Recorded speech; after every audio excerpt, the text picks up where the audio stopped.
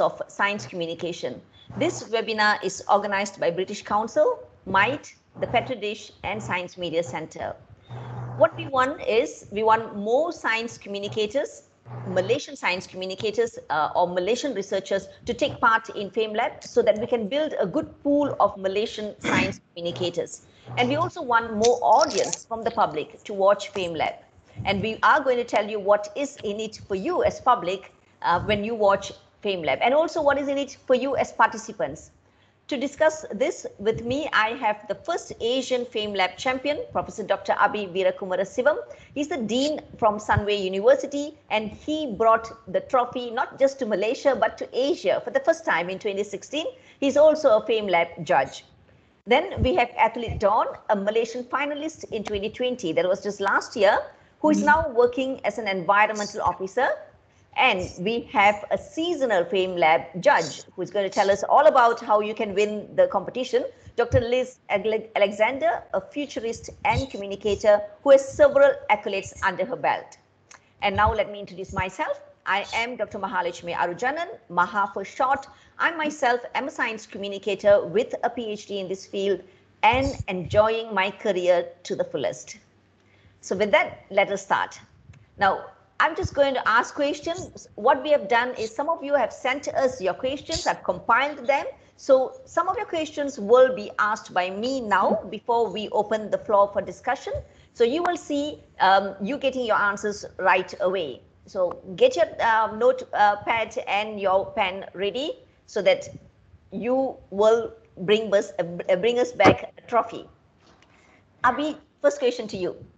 What is science communication? Just decipher science communication, because my frustration is a lot of people think writing in a journal is a science communication. Presenting a microbiology paper in a microbiology international conference is science communication. So tell us, what is science communication, and how does it help to explain science to the general public? Right.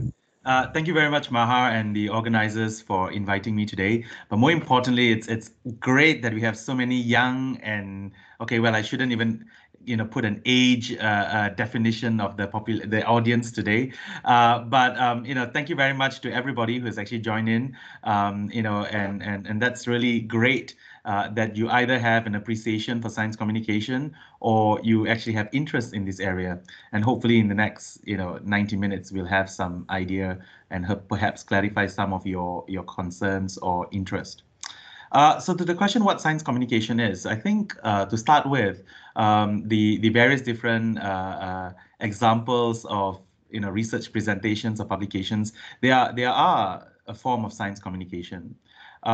Science communication really is the process in which individuals inform as well as use this information to raise awareness on particular topics using scientific information, be it established or new latest scientific discoveries for the purpose of ultimately influencing attitudes as well as hopefully practices. But science communication is not limited to a specific audience or the conveyor of these pieces of science. The notion that you need to be a scientific expert or you need to be a lay audience to hear is perhaps slightly false. And I think we are beginning to understand that I might be a geneticist, and maybe as in the context of genetics, I'm an expert. There's so many areas of science that I am not an expert. And so when we talk about science communication, it is that process in which we use scientific evidence to influence people in the context of their attitudes or practice. And really it's between two entities. And those entities are really heterogeneous. They're so different. And really, hopefully by the end of today, we can convince you that everybody needs to hear science communication and will benefit from getting good science communication. And everybody can be a science communicator. Liz, yes, you wanted to chip in? As to why it's increasingly important because to me, a science communicator bridges the gap between accuracy and accessibility.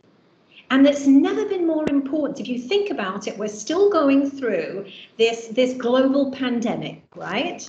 So it's really important to be able to take information that might seem a bit fuzzy and hard to digest for the general public, and to be able to accurately make it accessible so that public literacy is increased. You know, think about vaccinations, you know, being able to help the public make informed choices, I think is incredibly important. Another one is public trust in science, I think is incredibly important.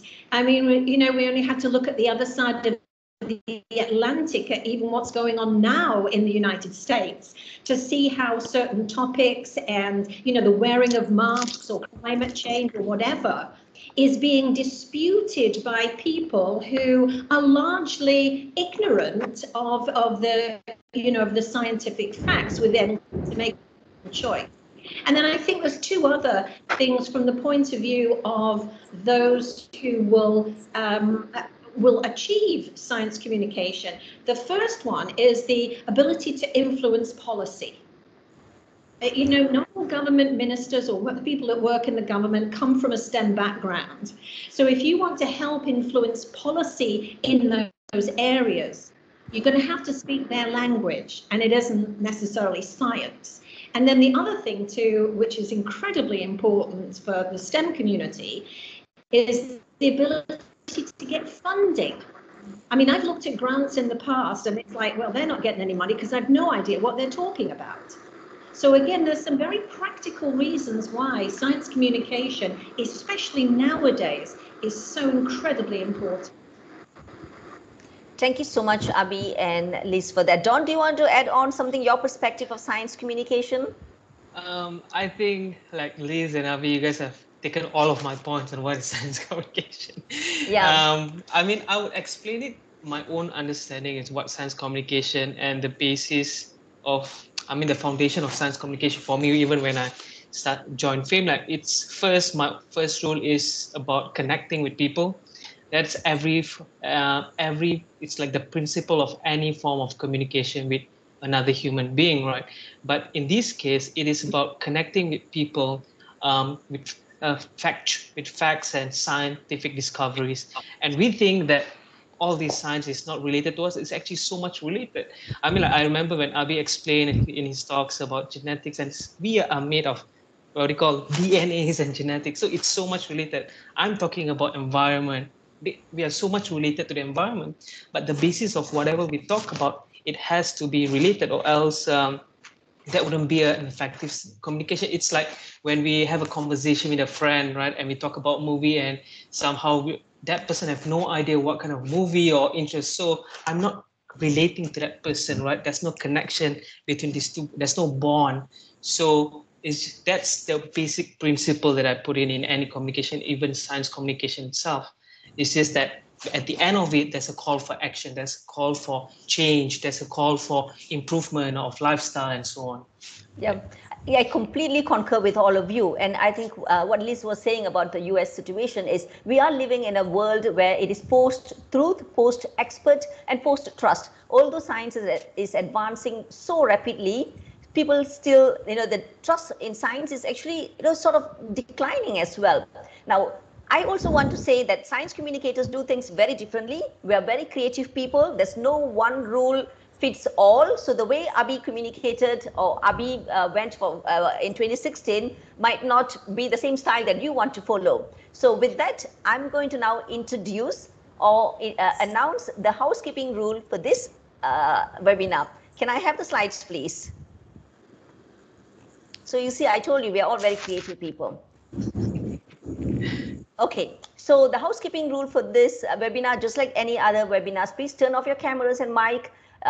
And we are accepting questions only from chat box. There will be no oral questions. I will pick up your questions that has not been addressed by us, and raise your hand if there is any burning questions that you have. And also by attending, you are acknowledging that your image and comments may be recording. If you see, may be recorded. If you see, we are actually recording this. Okay. So thank you very much. And I'm going to continue with the next question. Liz, I'm going to come back to you. Now that we have deciphered science communication, what is it and why do we have to communicate? As a communicator, you know, you're a great communicator. You have written bestseller books. So I feel a majority of researchers still do not appreciate science communication skills, and they are very much focused on their core duties of researcher or teaching. Tell us why science communication skill is so important. You told us about funding and policies. Why? But what is it in it for individual researchers? Why must they enhance their science communication skills and get engaged with the society? Well, there's a quote that I always love to use, and it's the single biggest problem in communication is the illusion that it has taken place. And I know that Don and Dr. Abhi would agree with me that just because you are communicating, you cannot assume that anyone is A, interested, that they care in what you have to say, or that they understand what you are saying. So it's very much meeting people where they are and not where you expect them to be. And the problem is there's this thing in academia, it's called the curse of expertise. And the problem is the longer that you have been in a domain, especially in science or STEM subjects, you begin to acquire a kind of jargon or language that is foreign to other people. Just the point that Don was making. You know, just because you think you're speaking Bahasa, English, French, whatever, doesn't mean to say that that person is understanding the language you're speaking, excuse me. But I think the other thing with the curse of expertise is that experts tend to forget what it's like when they first experienced a concept or an idea. You know, when you're so comfortable with something that it's second nature to you, you absolutely forget what it's like for somebody who doesn't have that context. So I think, you know, this point about thinking about where your audience is, just as a small story. I'm not a scientist. I have no background in STEM whatsoever. I'm a storyteller. Okay, I'm a communicator. I write regular articles for My Foresight magazine, and they're the ones that give me the topics. The last topic was, excuse me, the defense industry. I know nothing about the defense industry.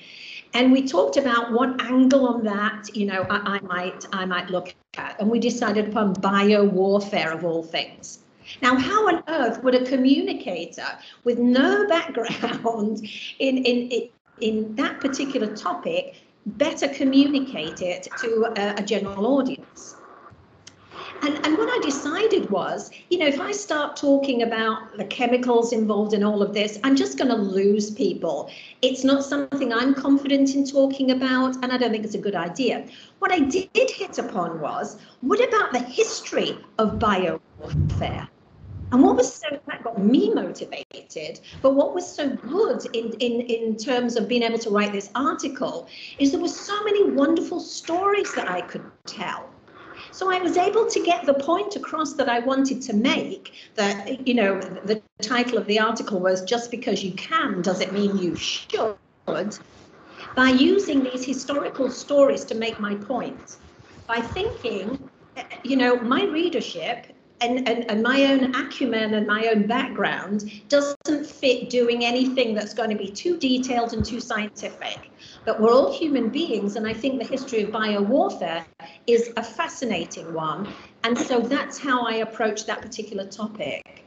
So that's the kind of thinking that I see good science communicators, whether they come from the communication background like I do and they're dabbling in science, or you come from a scientific background and you really want to get better at communication.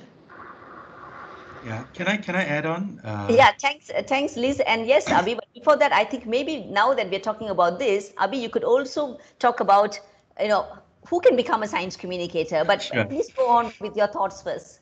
Yeah. So I think the question that you posed was really about, why is it that more scientists, for example, or researchers are not, out there, at the forefront. And I know it's a fact how journalists, especially with COVID-19, I mean, it's great that we have our ministers talking about RT-PCR and mRNA and, herd immunity. Yet, we have found that many scientists hesitate to actually come up and speak about the insufficiency of sometimes evidence, maybe, as well as how to balance between science and policy. For me, there are three reasons why we don't do this. The first is incentivization. I mean, it's a fact that currently, the reason why I am, a dean at a school and I'm a professor, it's not because of necessarily my science communication awards, but really about the typical measurements that we assess scientists, and that is your publications, the number of people you graduate, the number of courses that you do, the administrative roles that you have played, and also the networks that you actually have. And as a result, there is no incentive, for people to actually put themselves out.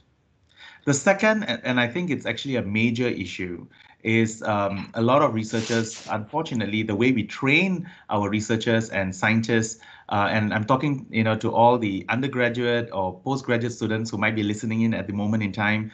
The reality is that we are not trained to communicate. We're trained to do, a scientific exploration or answer a specific research question. But unfortunately, science communication is not necessarily part of our training. And as a result, we feel, that we don't have the capacity. And the second one, we are also trained to be, appear to know all. And I think this is another inhibitory, problem. Especially with FameLab also, there's a question and answer. So people always ask me like, wow, you're so daring. What if you don't know the answer? I'll just say, I don't know. And then tell them something else that is interesting. And then they'll forget that I've actually, didn't answer their question. But now because I've shared with them something really important. So it's being comfortable with, the limits of your knowledge, as well as limits of the knowledge. And actually just pushing yourself out there and fighting that imposter syndrome that I think many Asians and especially women suffer from due to all the various different challenges that they face. And finally, and I think this is something that we really all need, and that's why anytime Maha or Shauki call me and say, can we support FameLab? Yes, more and more, and I think from Liz's opening statements, this need for us as scientists and the scientific community to realize that we have a professional and social responsibility. Too much is focused on, what is our science going to achieve? What is, how many students are graduating, whatever, right? I mean, the professional stuff. And I think that we are all doing very well. You can see Malaysia rising up, for whatever rankings that it might be. But sit down and ask the question, when it came to COVID-19, and suddenly, when they said only essential workers are allowed to work, it is quite sad and damning that the majority of our research labs just closed because it was deemed to be not essential. And it's great that it's taken about a year for then people to realize, hey, wait a minute, just because you're not working on COVID, it doesn't mean that your research is not essential. So my point here is that there are multiple layers to a responsibility of a scientist, as well as being a human being. And this includes our roles in promoting social justice, our role in fighting all the anti-vaxxers, the post-truth, the post, all the different posts out there. And really, for once, taking a body of expertise that we have and channeling it out there. Yeah. So I'm going to stop there. I know I've actually spoke about it, but I think, really the science communication is a perfect example of you expanding your responsibilities beyond the confines of what you have trained. And this means you become more influential. The reality is that although I was not perhaps benchmarked as to become a professor or to become the dean based on my science communication abilities, but I cannot deny winning it, getting the visibility, getting the networks, and getting those recognitions did not help me get to where I am now.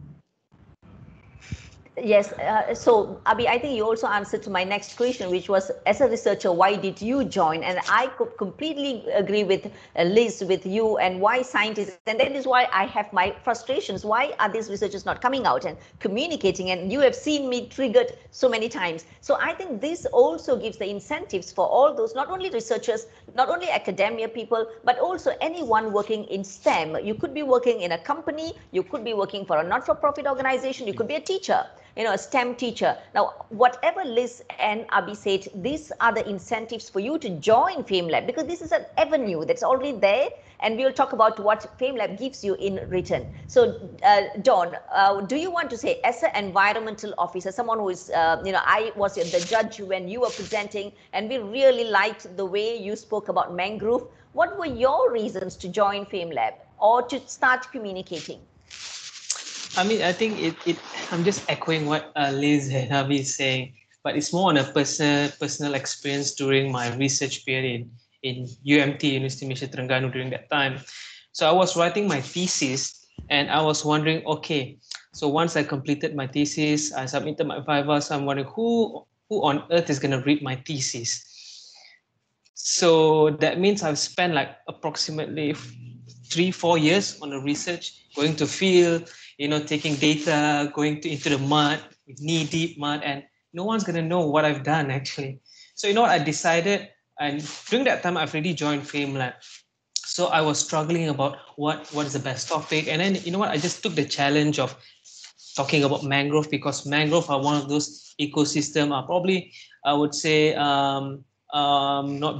doesn't have as much attention as probably corals or turtles and so on, right? Because they are mostly used for economic gains and stuff like that.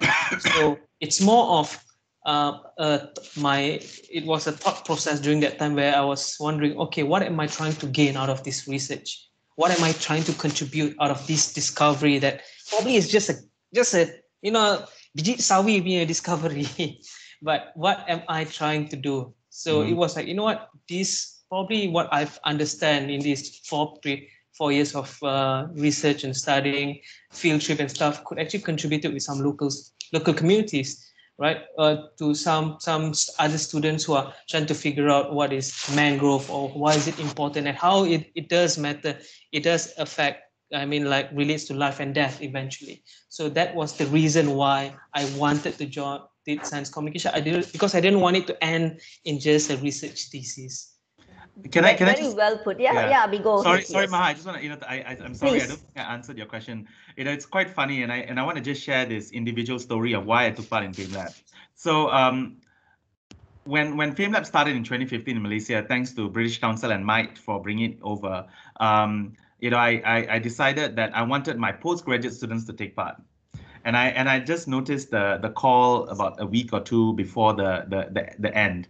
And so I told in my group meeting, like, let's do it. And one of my students said, hey, why don't you do it too? The fact that, you are saying science is important, don't worry if you cannot answer questions, just say, I don't know. I think you should do it too. And the joke is that, of course, when the deadline came, none of my students actually put in the video, and I was the only one who did it. So, I was obviously cheated. And then but I said, okay, you know what? I'm still going to do it. And I made the finals in the first year, but I came in third. And those who know me will know that I'm extremely competitive. and so I decided that I really enjoyed the experience after the first time, and I realized, oh my God, I wish I knew these various different things that I could have learned. And that's when I decided to come back again in 2016 and try and redeem myself. Okay. So that's why I joined it. So it was also a personal challenge to improve. Exactly. I would, I always challenge the scientists that I train, postgraduate students that I train, go back and explain your research to your nephew, nieces, daughter, or spouse who is not in science. Now, summing up all that, what you have said, Liz and Dawn and Abhi, storytelling, it all comes back to storytelling. And Liz said, I'm a storyteller. I am a storyteller too. And, there's a quote, I don't know whose quote is this, but the quote says, storytellers rule the the world. So I was listed as the 100 most influential person in biotechnology. I'm not a researcher. I gave up my research after my master's, but until now I feel it's not really, it doesn't justify completely, because people like Abhi are doing so much of work in the lab. But then, you know, the person who brings out the research and repackages it and takes it to the society, to the people who it concerns, then they are put in the limelight. It can be unfair, but so to me, why can't the researcher take the limelight? You know, I always tell the researchers, why can't you all take the limelight instead of giving it to the media or giving it to those who break the news? So, you know, please join FameLab. Now, with that, I want to ask Liz and Abhi, who were the judges. I was the judge when, in 2016, when Abhi brought back the trophy. So I'm very happy. Liz and Abhi. You made a perfect choice. Oh, yes. Yeah. So you see, the credit goes to me, definitely, for bringing the trophy to Malaysia. Liz and Abhi, as judges, what do you expect to see as effective communication? What do you expect for, to see from the participants? Liz, do you want to go first? Yeah, yes, I will. And it was a great delight to be on the judging panel in 2018 with Dr. Abhi when we selected Dr. Kai. So it's you know, just, it feels so great. And even those who haven't, you know, actually won the international competition, like Don, still gets through to the final 10 or 5 or whatever it is, which is an amazing achievement. But as a judge, we have a basic 3 C's criteria. We need to look at clarity, content, and charisma. And there's details on the British Council website, Malaysia website, that goes into more detail on that. And I believe, Shauki, I created a couple of videos to outline how to incorporate storytelling and how to weave the 3 C's together. It helps transform that charisma, which, let's face it, is a little, into a sense of confidence.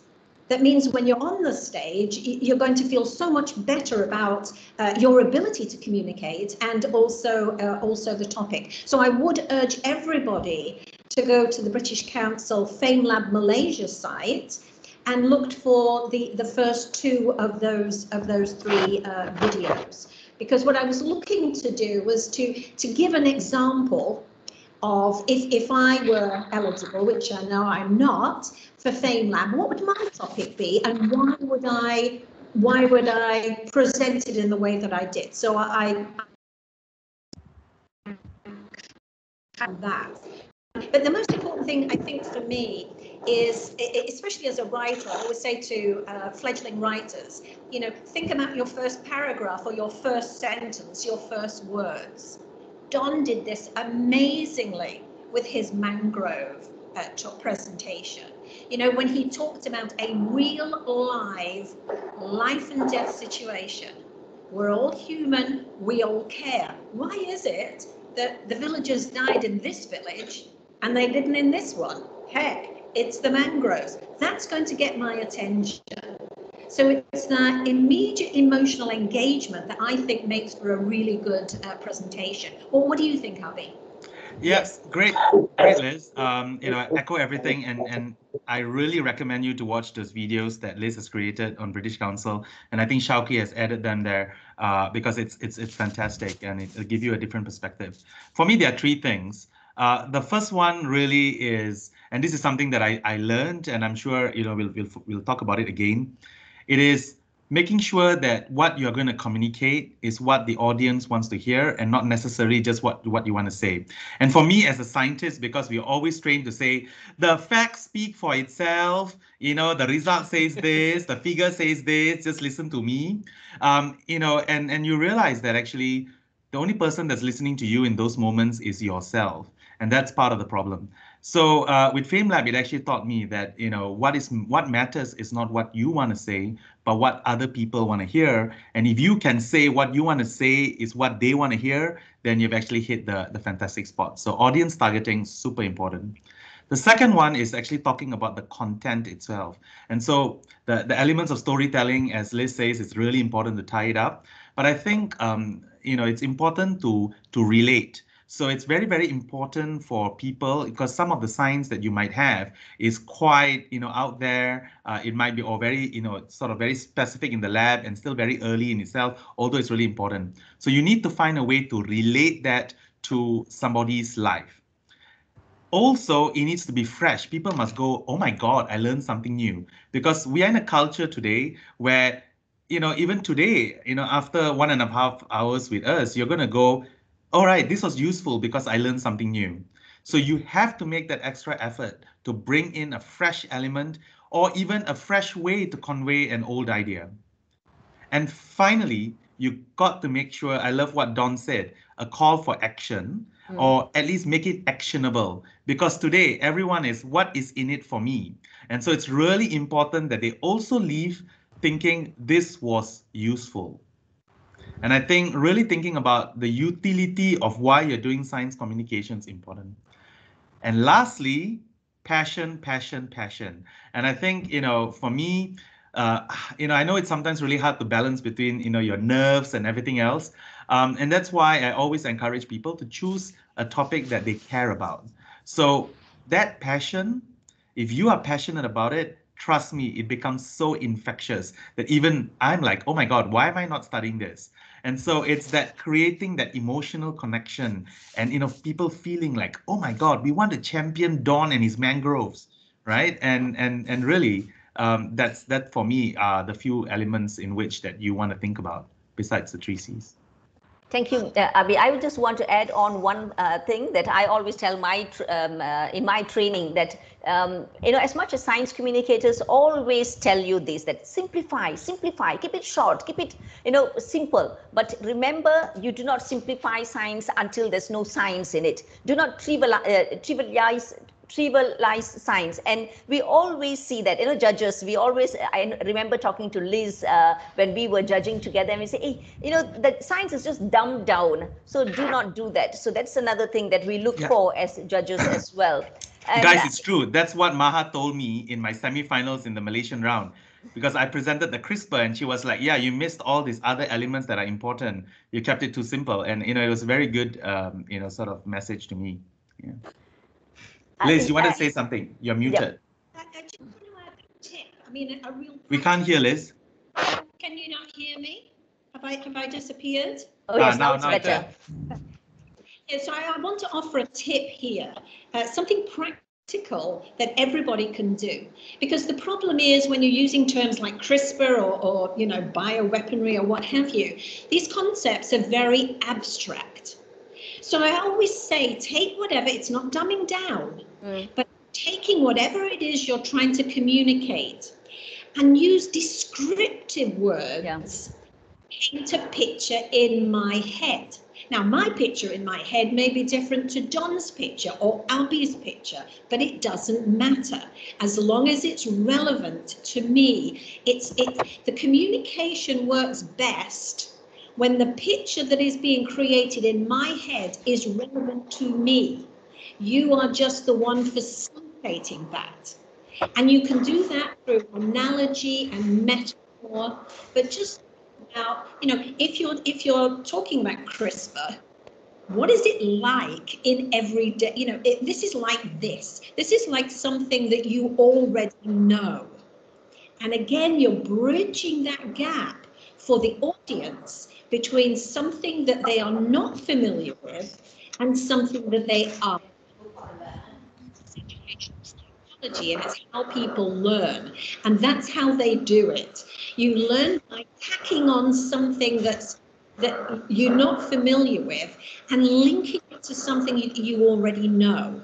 And if you do that as a science communicator, you're really in the world.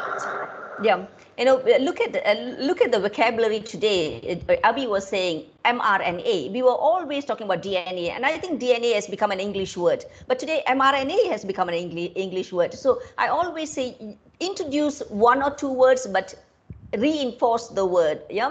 Okay, Dawn. Now I'm coming to you. You were our champion last year, and you must have done something right.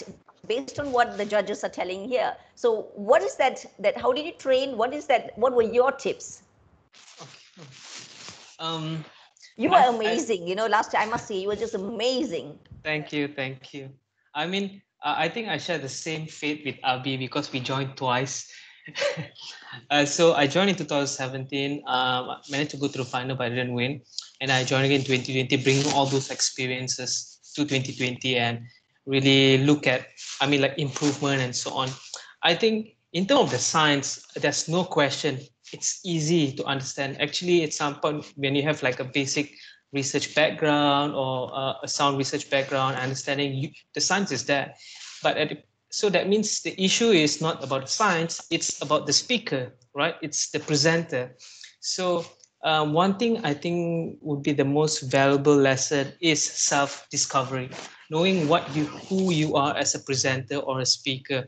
And I think it's not taken seriously as much because people think that, okay, because I think during the masterclass, one of the coach told us that when you're on stage, people can see through you, whether you're faking it, whether you're trying to be cool, whether you're doing too much, and whether you're not being yourself. So during 2017, when I joined, I knew that I'm not being natural. It's not me. I'm trying too much. I'm trying to impress. So which is putting a lot of pressure on myself during that time. So in 2020, I decided, you know what, I'm just gonna be me. Like I've always realized that I'm not Abhi, I'm not Kai. Even we see how Kai presented, how Abhi presented, it is them. So I've always realized that I'm the guy who exaggerates stuff, right? And always try to be funny. So probably that I have a hint of, you know, a pinch of that here and there in my presentation, right? So, but at the same time, not making it too much about me, but it's about the content, it's about the message that I'm trying to bring. So to me, the first step is to understand who you are as a person, as a presenter, as a performer, or we say that way. Because when you're on stage, people see through you, whether you're trying to fake it, you're trying to, you're trying too much or so on. Impersonate Kai so and Abhi. Yeah. Yeah, yeah, probably not that. Because, yeah, and second was, that's first, self-discovery. And second is, it's somehow, I would say, that 2 years, I don't know if any of you guys, if you're targeting, okay, the second time I compete, then I want to win. But it was such a, when I first joined, I deconstruct my whole approach because people are getting a lot of feedbacks, after the end of each presentation, I'll just go to the judges and ask Liz, I'll ask Abhi, and they give really constructive feedback. So a lot of practices, I guess. That's a really good one. Because even for the 2020 final, it took me 3 months to perfect my script. So that's how long it took me to write down, rewrite, present it, look at myself in the mirror. So yeah, it's the old usual, like practice, yeah. Yeah.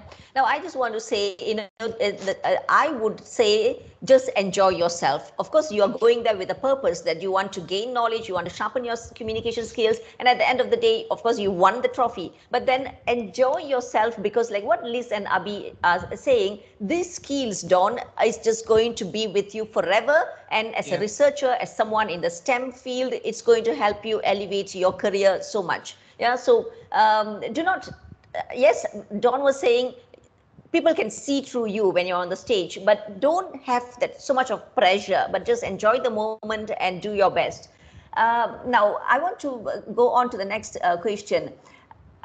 Abhi, this question is for you because you actually went to UK, Cheltenham, right, for the Science Festival, and you were trained by prominent masters.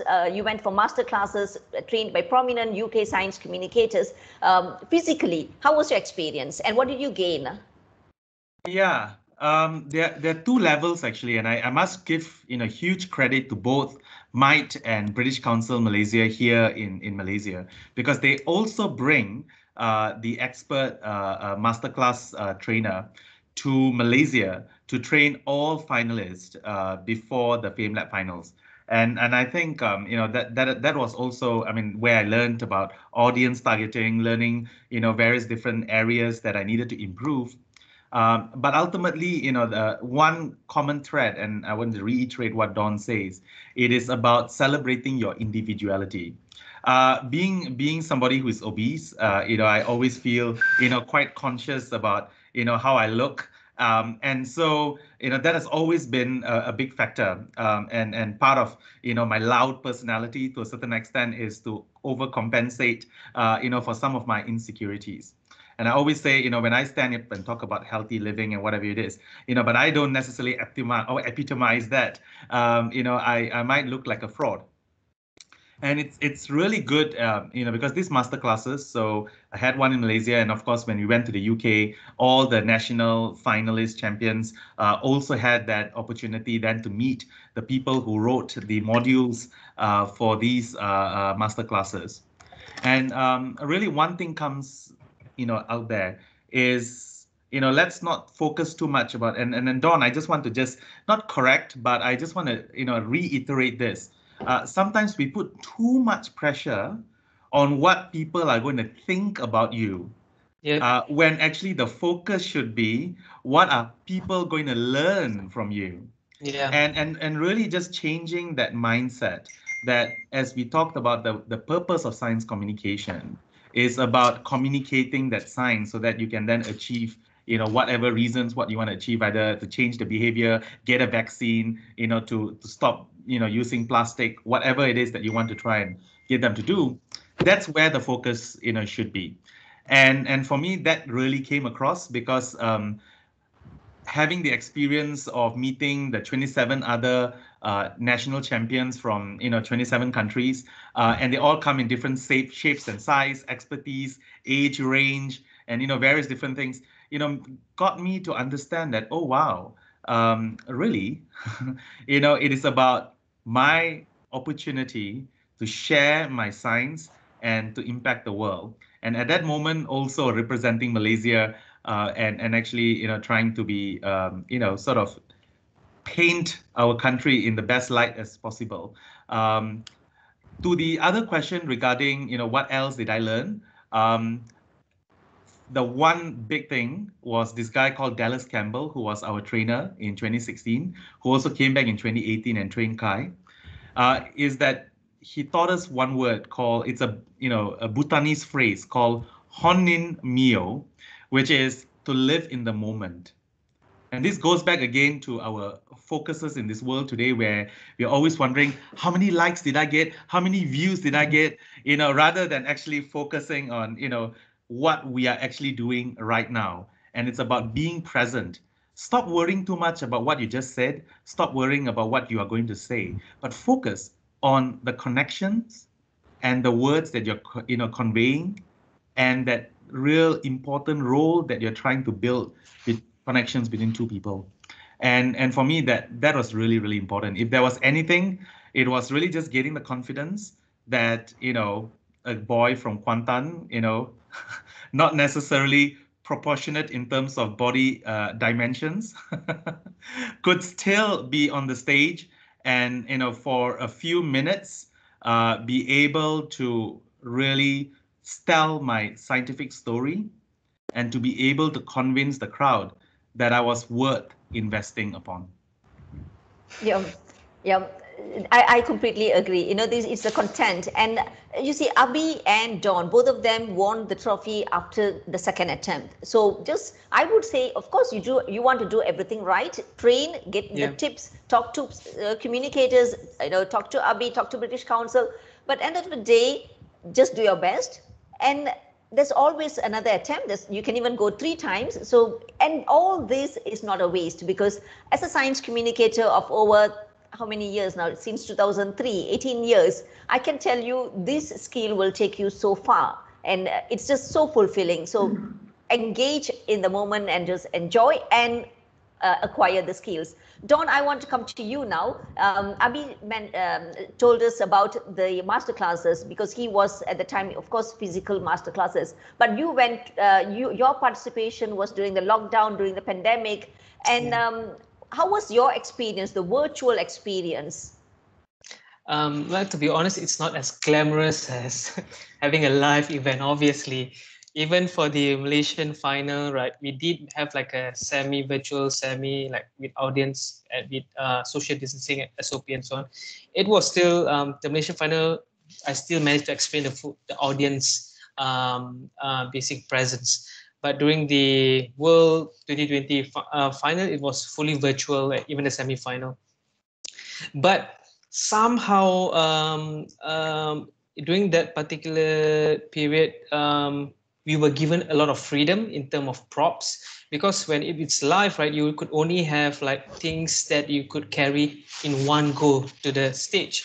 Whereas during the virtual stage, you might have an assistant who might be throwing to you props and stuff like that, so you can play around with that rule, really. So so there's not much limitation during the virtual, but it's just that I have to keep telling myself that, okay, I'm a performer, because probably this is what a performer feels when there's only camera, there's no one, there's no audience watching. So you have to repeat the same thing, keep on practicing, even though you're not getting feedback. Because when you make a joke on stage, you hear your audience laughing. When you do something sad, and then you hear your audience go, oh, now it's just you there recording. So during my time, it was just me. I set up my own camera, this and that. It was just me in a room. So, but it was a learning process as well, because sometimes we rely too much on audience response, that it disrupt your mood, like we were hoping, okay, this is a good joke, probably this will make people laugh. So suddenly there's barely anyone laugh. So it's just committing to your script, believing in your the content that you're bringing and the impact towards the audience. Yeah. So basically, because what I do is I train scientists to speak in the media, right? So in the digital media. So it could be print, it could be radio, or it could be TV. So I am looking at Abhi, who was more trained to speak in the TV and not TV, but the real audience, and you see people nodding and you get excitement. But you were speaking more like in the radio, where you have to, I will say, when you talk, when you speak with a smile, and people can actually sense your enthusiasm and passion. Liz, I'm going to come to you now, because we are talking about this as a storyteller, as a communicator. What are your tips to speak effectively, engaging with passion, and to infect people with the passion, and to show people that you're confident while you're doing it virtually? Yeah, I think I cover a lot of this on those two videos that I mentioned earlier, and I do urge everybody to go and look at those, because I think, one thing that people often forget is you have 3 minutes. Now, 3 minutes is time is a very interesting thing. You know what I mean? You can die on stage in 3 minutes, but it also can see an interminably long amount of time, but also an extremely short amount of time in order to get that kind of emotional engagement.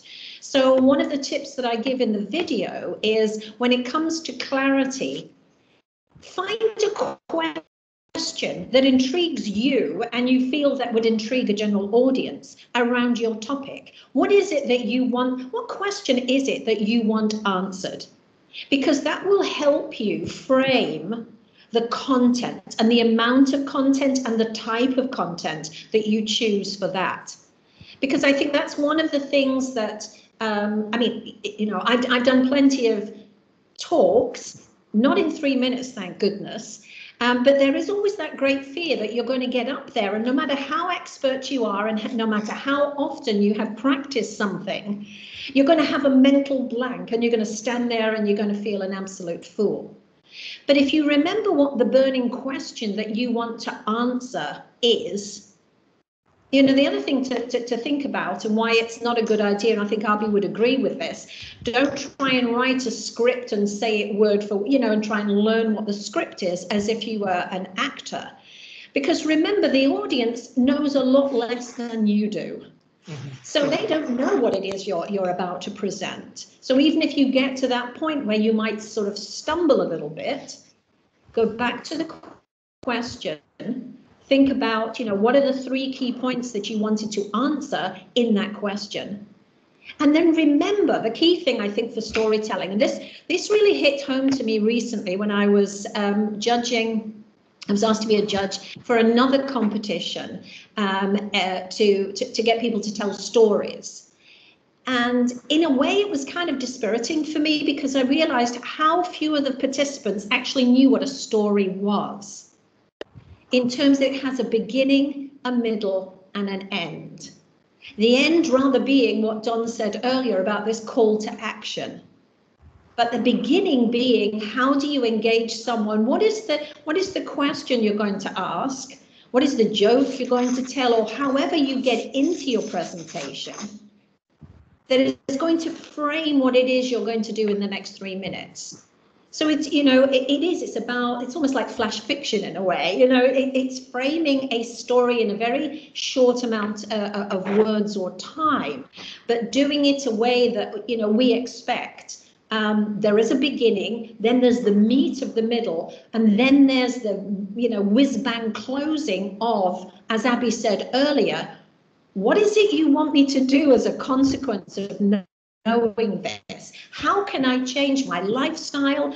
What should I be advocating for that would help change policy or public views or what have you? And the last thing I would say, Maha, is, as somebody that has been a professional storyteller and author for the last 30 odd years, I see a corollary really between the kind of communication that goes on in FameLab and that with writing books or articles. Most people think they can write. Yeah, they can string words together to make sentences, but it doesn't mean to say they're necessarily engaging anyone in that.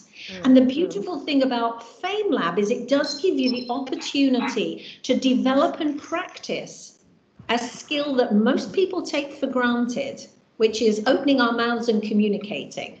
We made this point over and over. Just because you're communicating, you're deluding yourself if you think that anyone cares, is listening, or is going to change as a consequence of that.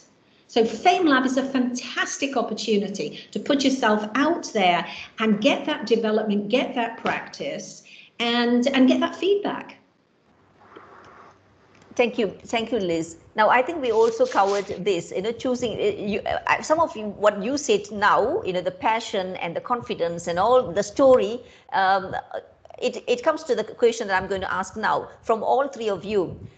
What is the tip, in very briefly, what could you tell us how to choose a very engaging topic? I think Abhi said, choose something that's close to your heart so people can see your passion, and choose something that you are confident with. So very quickly, can you tell us, each one of you, what would you tell the participants how to choose a good engaging topic? Is it something that's trending, current affairs, latest technologies, or their own research? Dawn, do you want to go first, or Liz, do you want to go first? Yeah, just very briefly, because I spoke quite a lot just then. Two things. One, I do think it needs to be relevant. I was surprised, to be honest with you, last year. I know that COVID was very, very new, but, we weren't getting anybody that was talking about, vaccinations or, all that kind of thing. So I do think it needs to be relevant to people's lives. But I think it's really important to to communicate something that you're intrigued about. Because if you're intrigued, again, it's the same advice that's given to writers. Write about what you know. I don't agree with that. Write about what intrigues you. Yeah. Because the whole point of being a good communicator is you should be a curious person and you should know where to go for the right information that would be valuable to others. So if you go on to the videos that I talked about earlier on the British Council Malaysia FameLab website, what am I missing about Mars?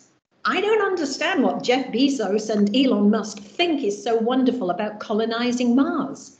Because there's a whole thing about the physiology of the human body that means that we're not, space radiation. And if you look into all the things that happen to the people who are up in space for any length of time, there's a deterioration of their body. So although I'm not a science communicator per se, I wanted to use that as an example of that's something I'm really intrigued about, because every time I hear these people talking about let's colonize Mars, I'm going, no, that is a really bad idea. So how can I communicate why this is a bad idea? So find something that intrigues you, and if it's in the news, if it's relevant, all the better. I'm with you on that, Liz. I'm not for colonizing Mars. But but then it's about the wow factor. I use this word. What is the wow factor that you can bring out? So Abhi, what would you advise future participants? How to choose a good topic? The topic, I'm not going to talk so much about the topic, but really, like I said, it's got to be also fresh. So it's got to be, I think, and when I say fresh, the topic does not have to be a new topic, but you need to have introduce a new way or fresh way in terms of shedding light into this topic. So even things like GMO and stuff like that, there's already so much out there. Yet, if you and I know I bring GMO because I think the Petri dish has done such a great job with bringing some awareness to this, but yet there's still a lot of misinformation. There's still all kinds of stuff. So I would just say, because remember, when you talk about science communication, there's, for me, any type of science communication, there's obviously going to be value. But if you're talking about in a competition sense, because you must remember, in this case, the judges are mostly informed and they make an extra effort. I'm always super impressed about how Liz is so prepared. She does research on those topics, and actually has, Googled, and at least the top 10 searches you would have found. So my tip to you would be to make sure that if you are going to be really picking a topic that is actually really out there in the news, make sure that you bring something new than the top 10 hits that is already out there. Bring something new. Okay. Yes, bring something new, the wow factor. Don, what's your tip? Poor Don, we must give him next time the first chance. And then, no, you probably stole all his ideas. What to say? No, I mean, like Liz and Abhi. That helps. I mean, like Liz and Abhi, yeah.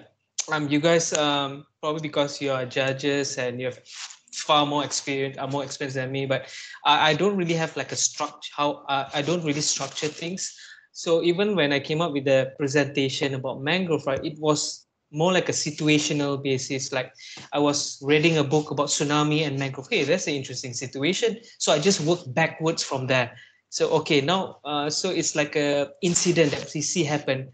And then I see, okay, that's interesting. Like, let's say like, there's a particular, because my background is environment, so probably it's easier for me to break it up that way, where, for example, I've seen a community does not have any fish supply. Hey, it turns out most of their coral reef, which is supposed to be a home to all the fishes, are gone. So I just work my way backwards from that kind of situation. So so that's how simple my tips is actually when it comes for my particular topic. So yeah. But that worked well for you, Dawn. And I think what you did best was the call for action. What should we do? How can we participate in the cause that you are championing? So that was also something that resonated, it resonated with the audience. So I also want to ask you very quickly, what is in it for the public, students, media, or anyone else to watch FameLab? Dawn, do you want to go first on this? Why would you invite audience to watch FameLab? Well, I think from like what we're experiencing right now with the COVID going on, with climate change, with global warming and advocating for all these issues, there is an urgent need to bring forward science to explain and to create change to some of the things that we're facing right now. So FameLab is one of those platforms that allows youth, especially, and even scientists, to come up to the front and bring out their research instead of just stopping from the journal, because all these research are actually kind of those footsteps towards a bigger discovery, because we never know who are we going to inspire, right? We never know whose mind are we going to change. We never know who are potentially going to be a leader from listening from what we are saying and share about. So that's why I think what FameLab could potentially offer. I have a lot of even juniors saying, "Hey, I've watched your presentation. I want to join." I mean, like, I'm the cause fund, someone who wanted to share that science. I mean, that's really inspiring for me. How about the audience, Don? What do you think the audience can gain from FameLab? Oh, it's hard for me to answer about that. Like, it depend on, because a lot of time, like, some of the things they've heard before, it's just that they don't care, right? So, which is why I chose, like, the previous topic, like mangrove. People knew about mangrove really, but it's just that they don't care as much. So my so my intention during that time was that how to make people care at least. So because call of action could be anything, right? It could be, hey, going out, doing a protest, or it could just start a conversation about mangrove. That's it, right? So that itself has starting awareness. So so that's what in it for the audience, I would feel. Yeah, I would say science literacy. Malaysian literacy level itself is about 94-95%. But then how about science literacy? That's something that I champion personally. Science literacy has to be high. So Liz, what would you say? What is it in it for audience to watch FameLab? I think there's lots of benefits. I mean, to inspire younger people to go into STEM subjects and to see that there is such a wealth of avenues and different topics that they could get involved in. I mean, I'm a very curious person, and I just find that I learn a lot. Abhi's right. I mean, I love judging FameLab, and I think the reason why I over-prepare is because I don't come from a science background. I don't want to look ignorant. So at least I need to feel that I've got some basis, you know what I mean? And I would just love to feel that everybody wants to be an informed citizen, that we can all be better citizens of whatever country we live in by being more informed and being more involved, as Don just said. But, you also learn a huge amount. I mean, I learned a lot from the 2020 winner who was talking about carbon capture. Now, I mean, there's a sexy topic. There's a topic that, we hadn't seen before. And what was so interesting about that is there was a link to a project, a separate project that I was asked to consult on, and it had all sorts of valuable information. So I was able to make that linkage. So whether you're in school and you're working on a project for the science fair, or you're writing an essay, or you're doing something, if we can get more people excited about STEM topics, and also give them ideas from which they can be inspired to do their own work, whether it be, an essay for high school, as I say, preparing for the science fair or whatever it is. There's a huge amount. And also, just from a human point of view, you know what we're all like. You sit there and, you might walk into an art gallery and you see a picture and go, I could do that better than that. You know what I mean? So if you're sitting there, and you meet the eligibility criteria, and you're going, hey, I could do better than that. We'll join, because no one will know unless you actually take part. So I really hope that we're going to see a surge in entrance this year, because given the size of the population of Malaysia, we really should be seeing a lot more entrants than we have in the past. Yeah, I enjoy watching FameLab because I learn a lot as well, especially outside my field. Abhi, I want to ask you, why would you encourage your students not just to participate but to watch FameLab? Thanks. I mean, as I mentioned, right, part of the problem is the inherent, sort of process in which we are mostly trained, where science communication is not part of it. And so really watching people, I like the fact that Liz mentioned this. You guys will be surprised, or maybe not that surprised, I suppose, that there have been quite a number of people who have actually said, oh my God, if you can do it, then we should be able to do it. And I'm like, thanks. I didn't Yes. realize I was so empowering. I'll look at it in the bright side. And I think this is really, really important because it is so true, right? When you actually look at the past winners, and also the finalists, they are so variable. And the nature of the competition, because there's this thing called charisma and wow, it is so subjective. It's so dependent on, the judge on that day, where he or how he was feeling, or the food he had for dinner before watching me. Yes. All of this is going to influence, the emotions and the connectivity on that day. So my part of this, and I'm sure we're going to discuss this a little bit more, is that just from my experience, FameLab is way more than a competition.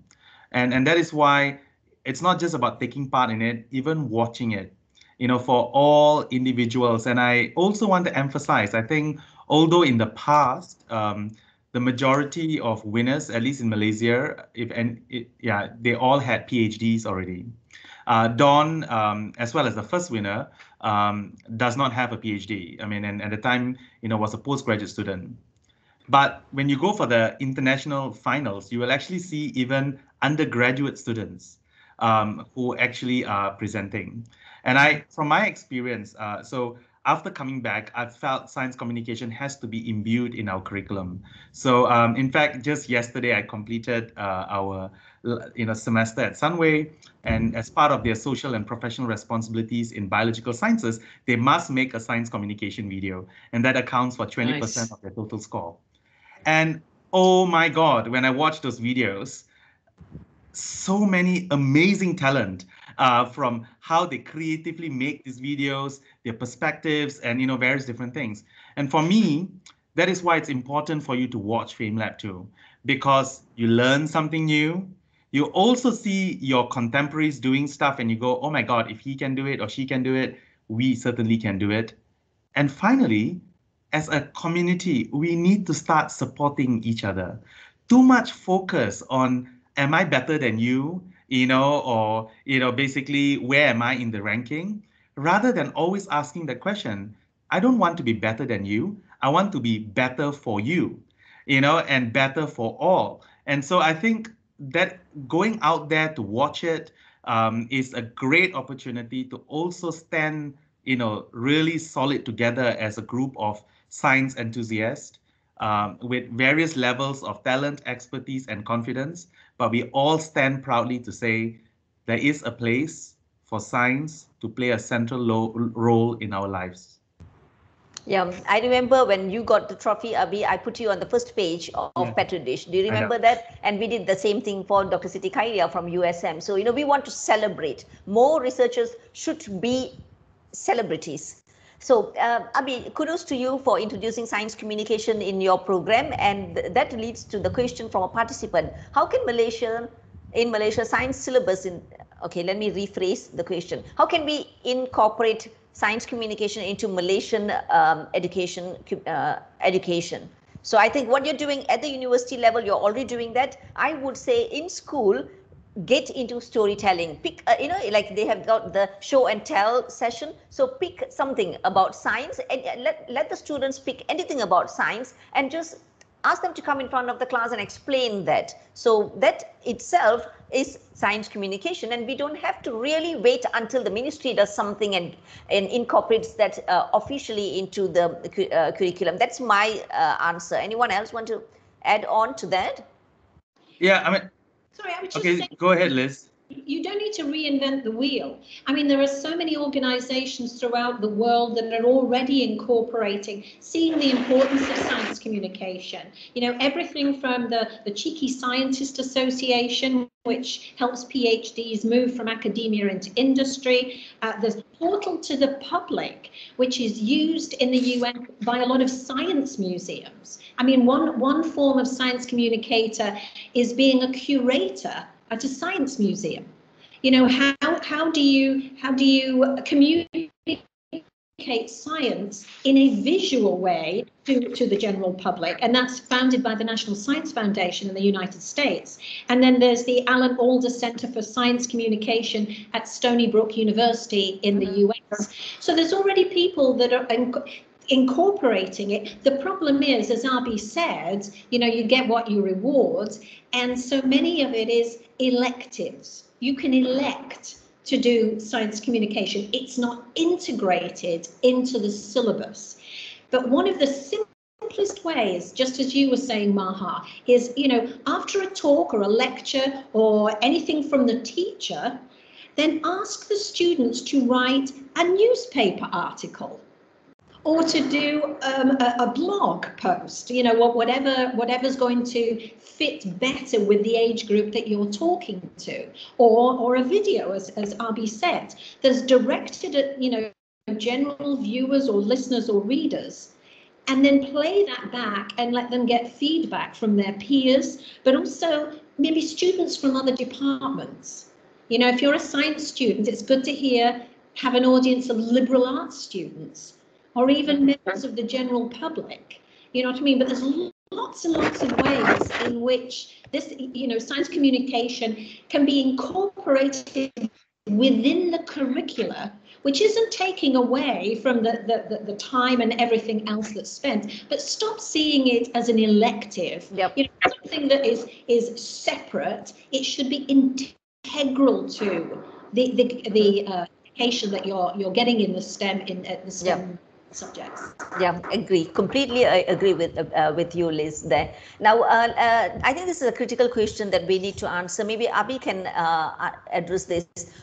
What is the age limit, Abhi, to participate in FameLab? At least being a Malaysian. Yeah. So although the international competition does not actually have an age limit, and so like I said, when I went for the finals in the UK, many different countries had, people who were in their 50s, as well as then we also had some in their, who were 18 years old and what have you. But in Malaysia, I'm informed, because of, it's part of a national agenda to get these champions to then go out and sustainably, push this agenda of science communication.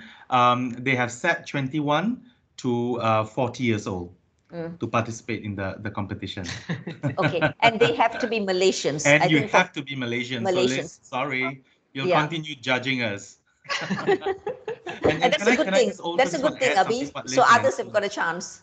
Yeah, I just want to make a sentence. And I actually, although it sounds as though it's a little protectionist and insular and we don't want to compete with other non-Malaysians in the country, but I don't think that's the reason.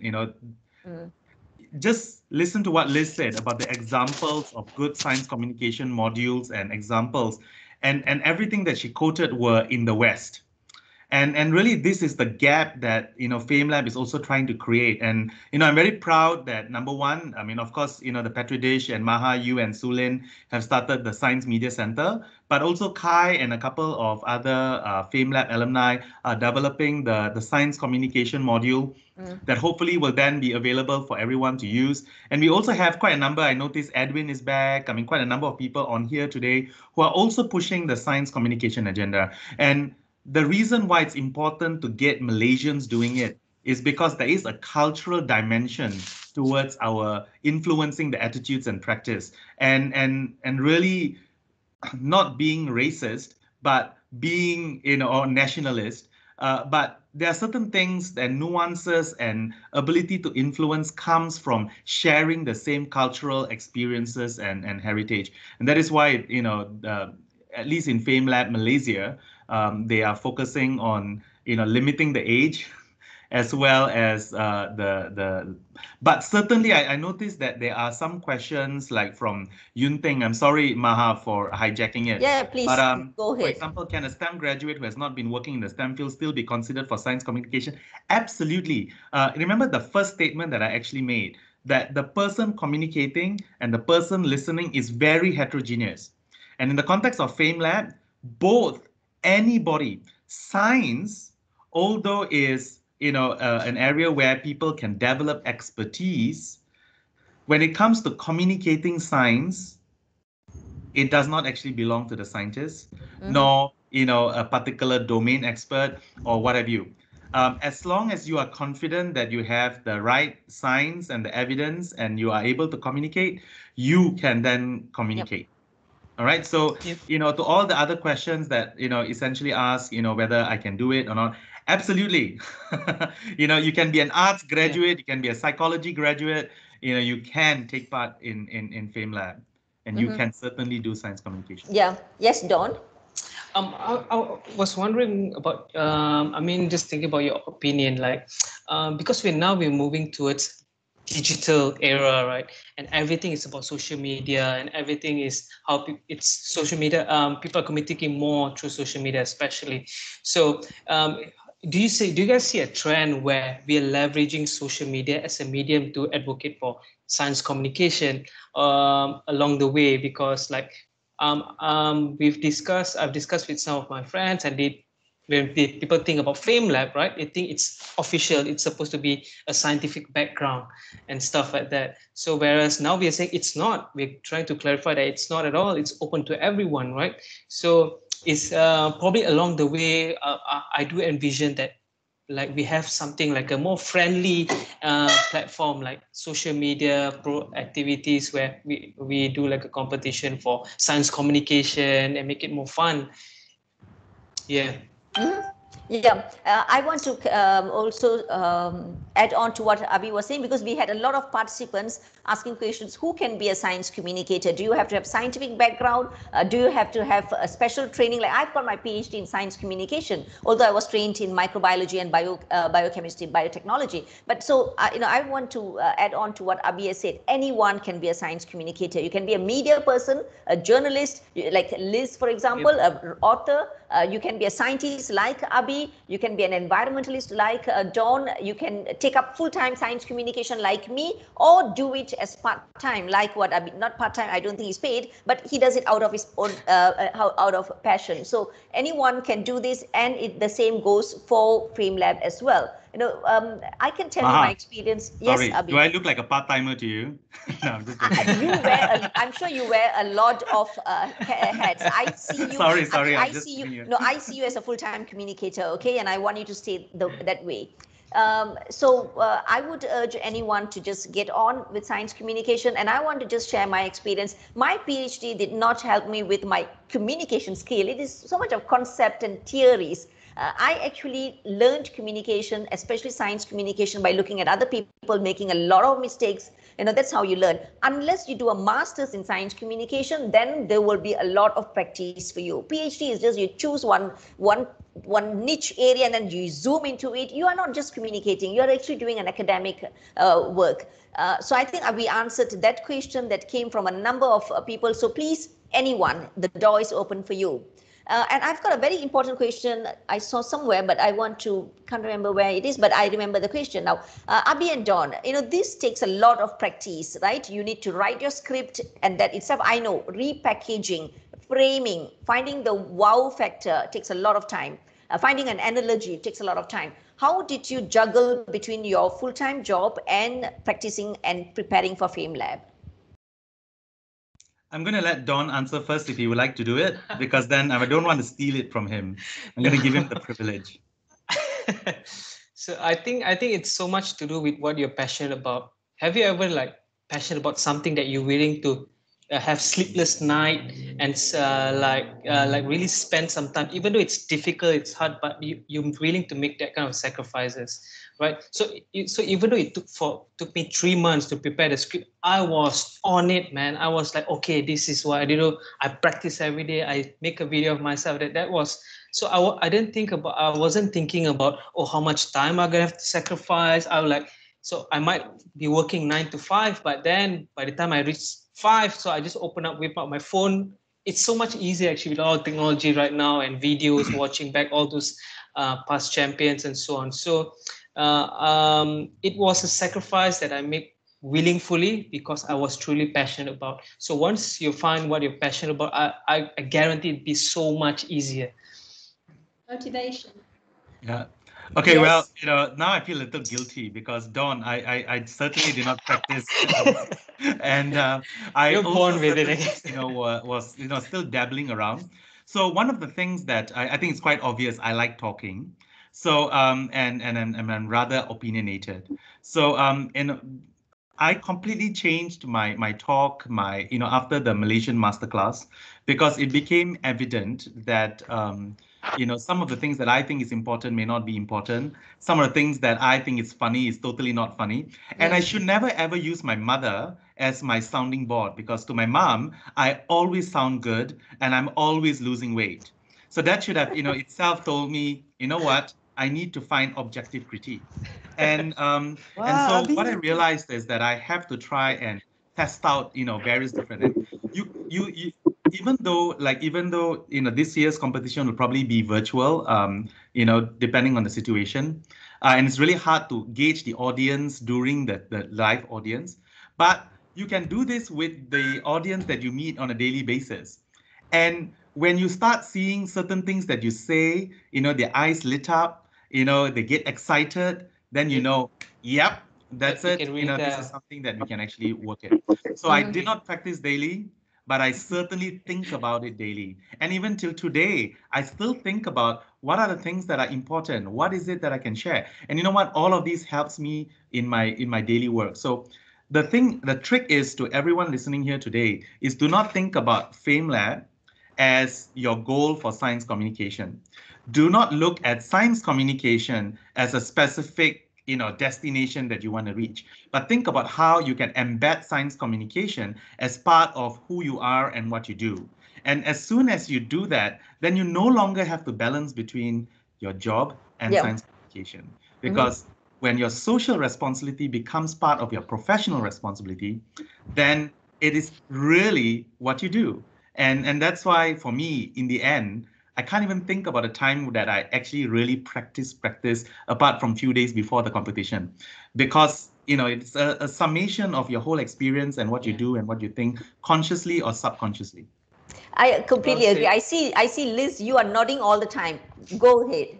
I just want to add something to what both Abhi and Don have said, and it's a bit of an inside scoop also, specifically about FameLab, because if you get to the international finals, you must make two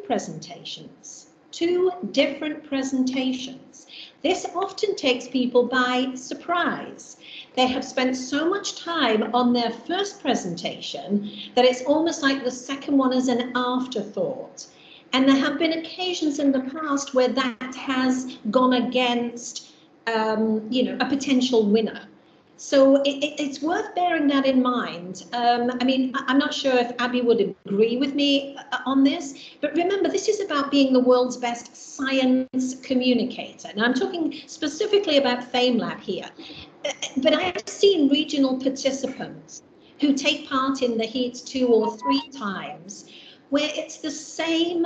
I mean, they improve every time because they're getting more confidence, but it's the same topic every time. And it's almost as if, beyond their own narrow confines of their research, they've nothing else to say, which is not really what we're looking for the world's best science communicator, which again, I think makes it more applicable to a more general audience.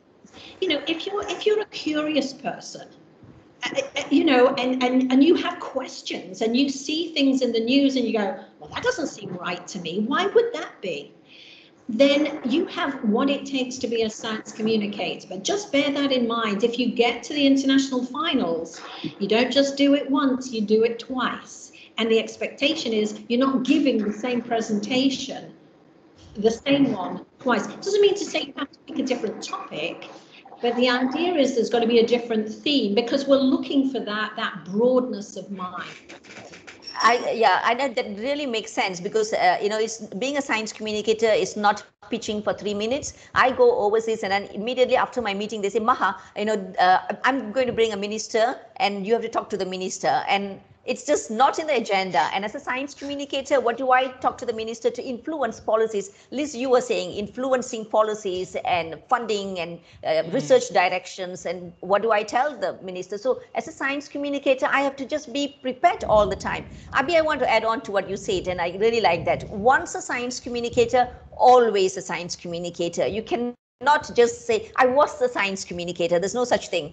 You know, once you're in it, you're always in it and you're always doing it. You go for coffee with your friends and you're talking about science, COVID and vaccination. And, you know, so this is what we want to do. Now, we are going to be running short of time. I know we are all very engaged people. What do you expect from communicators? But I just want to look through what are the very important questions that I have to answer before letting you guys go. So very quickly, how do you stay calm? I think this is very important. Let's help these people out. How do you stay calm while you are looking at the time and you know the spotlight on you? Very quickly, Abhi and Dawn and even Liz, can you please tell us how we can do that? Yeah, so hon in mio, live in the moment, be present. And the second one, do not practice in front of the mirror. Practice in front of real audience. So, you know, people who are real.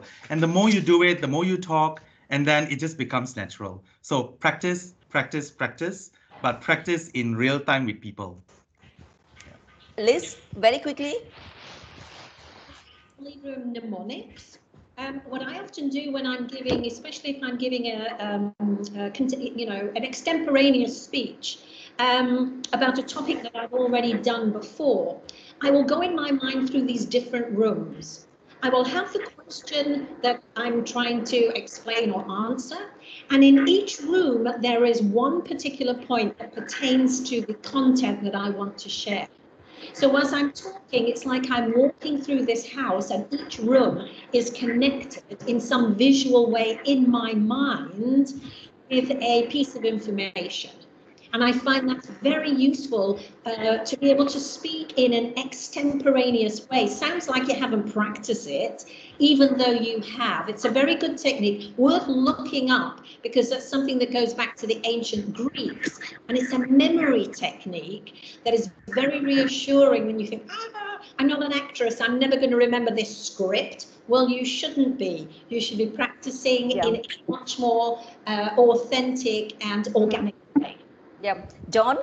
Sorry, Dawn. I should have asked you to say go first. No, that's okay. I mean, it's still similar with Abhi. Actually, really, it's practice. I mean, no one can run away from practice. Not all of us are born with it. Obviously, even like Abhi.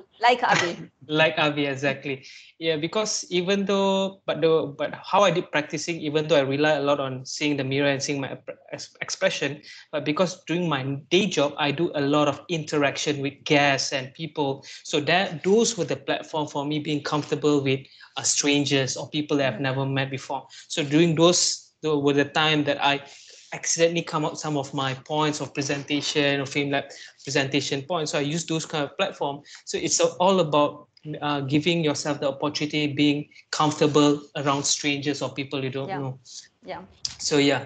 Can I ask Don just very quickly? I may have got this wrong, but I remember the first time you came on for the regional heat, and I'm sure somebody told me. Do you do stand-up comedy or improv or something like that? I mean, have you done that in the past? Somebody said they did. And I had a friend that once did what she's a fear a year. Take something that absolutely terrifies you, like speaking. And absolutely, and improv comedy or stand-up would be. Funny thing is, when I made a promise to myself to force myself to complete my thesis, I said once I finish my thesis, I'm gonna do a stand-up comedy in KL, and I did twice. So wow. Yeah, it was a Crack House Comedy Club in KL. You guys should go, and probably a good place for you, science comedy. Never know. Yeah. Okay, so we are coming to the end, and I see that Shauki has kindly put all the links on the chat box. So those who are going to participate, please look at the link, or you can also write an email to the British Council. Now, with that, thank you so much to the panelists, and I think we have shared all the things, what topics to choose, how to stay calm, what to practice, how to train, and who is eligible. So we have, and also beyond FameLab, how to communicate, who can become a communicator. So we have covered a wide range of aspects in science communication. Now I'm going to invite Shauki from British Council to tell us about FameLab and what are the important deadlines for those who are aspiring to be another Abhi, another Dr. Siti Khayriyyah, and another Dawn. Please, Shauki.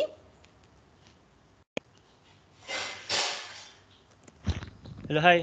Thank you, Dr. Maha. So I think I'm Shauki from British Council. So I actually managing the FameLab competitions.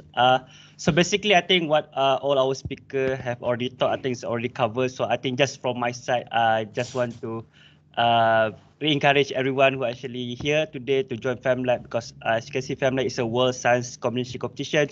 You just need like 3 minutes to talk in front of the public. So, but I mean, for this year, it might be a little bit different than the previous year, because this year is going to be fully virtual, because of the COVID situations, and we were having it. So I also did put some timeline here. So the application already opens. I already put also the link of application in the chat box. You can see it there, or you can visit our website. And then the video submission deadline is on 31st of March 2021. And after that, we're going to filter up some of the video if your video actually follow our guidelines. And if it follow, does it go through the virtual hits? So virtual hit basically like semi-finals where we have like to filter up all the competitor, all the video submission, and then until we get the top 10 or top 12. I mean, depends on the judges. So after the virtual hits or the regional hits, then we can all the top 12 or top 10s we go to the finals. But as also Abhi mentioned before, the finals we have called the FameLab Masterclass, where we invite our UK trainer. They're going to train you, going to prep you, give you some tips how actually to communicate better, and then how to enhance your communication and skills. And then after that, so you're going to go through for the finals. So and then after the final, if you want the final, then you're going to represent Malaysia to compete in the FameLab International in November. So that's the date that I have put it. I mean, the virtual hits June's masterclass, July, and also national final September. So do block your times, your dates in your calendar if you get selected, until the national finals. So, and then anything, if you have any other question, any query, please feel free to email me, or you can also just email directly to the British Council. Yeah, I think that's all from my side. Thank you, Doctor. Thank you, Shauki. I like what Shauki said. Be positive and block your date until November 2021. We need another Malaysian champion. So, Shauki, I also would like to share another program or opportunity from a British Council. Can I have that slide, please? So here is another one that we also organized another webinar to create more visibility about this opportunity from British Council, the scholarships for women in STEM. And this is really interesting because women, as Malaysian women, you can choose to study masters in some UK universities, and the list of the universities in the link, I think Shauki will be able to share that as well. And also in the universities that's providing this. Now, the interesting thing about this is, and a lot of women will shy away from going overseas to do their master's or PhD because you have already started your family and you've got a young family. But this scholarship is so unique because it also offers support for accompanying children. So please look at this as well, and we want more Malaysians to get this. It's very competitive, so we really hope more Malaysians will get this. So with that, thank you so much. I think we have covered all the areas that we wanted to cover. There was so much about science communication, and of course we are bringing you another opportunity for the women who wants to pursue a study in STEM. So I would like to thank British Council for choosing Petri and Science Media Centre to conduct this webinar, and also again my sincere thanks to all the speakers, panelists, for truly an engaging session. And as a science communicator, I cannot say more. I completely enjoy talking about science communication and infecting others to get onto the boat that we are in. So thank you very much. Have a nice evening, or have a nice weekend. See you all. Bye. Bye. Bye. Thanks, Maha. Great job. Thanks, Thank you. Liz and Dawn and Shauki. Always a pleasure. Thank you, everyone. Thanks everyone.